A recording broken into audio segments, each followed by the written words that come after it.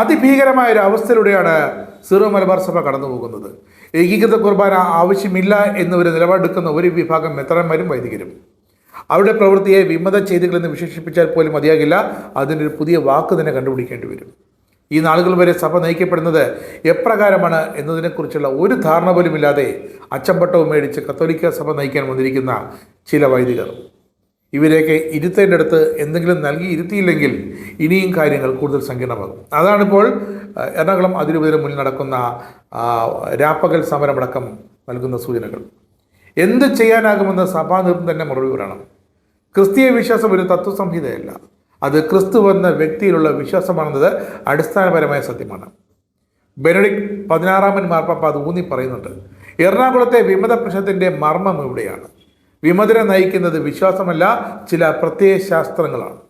അവർക്ക് ബുദ്ധിപരമായ നേതൃത്വം കൊടുക്കുന്നയാൾ മാർക്സിസ്റ്റ് പ്രത്യയശാസ്ത്രത്തിൻ്റെ ആളാണ്.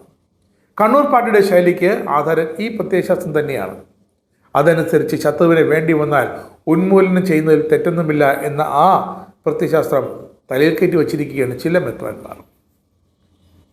മറ്റൊരു പ്രത്യയശാസ്ത്രം പോപ്പുലർ ഫ്രണ്ടിൻ്റേതാണ്. എതിരാളികളെ കൊന്നു തള്ളണമെന്നതാണ് അവരുടെ പ്രത്യയശാസ്ത്രം. അങ്ങനെയുള്ള ഐഡിയോളജികളാണ് ഇപ്പോൾ നമ്മുടെ വിമതരെയും വിമത വൈദികരെയും ഒക്കെ നയിക്കുന്നത്. എന്തായാലും എറണാകുളത്തെ മെത്രാന്മാർ ഈ ഒരു നിലപാടിനോട് യോജിക്കുമോ ഇല്ലയോ എന്നറിയില്ല. വിമതരുമായി ഒത്തുതീർപ്പിലെത്തി സമാധാനപരമായി ഇടവകളെ കൊണ്ടുപോകാൻ പാടില്ല എന്ന് ചോദിക്കുന്ന ചില ശുദ്ധ ആത്മാക്കൾ ഇപ്പോൾ ഏജന്റുമാർ രംഗത്തിറങ്ങിയിട്ടുണ്ട്.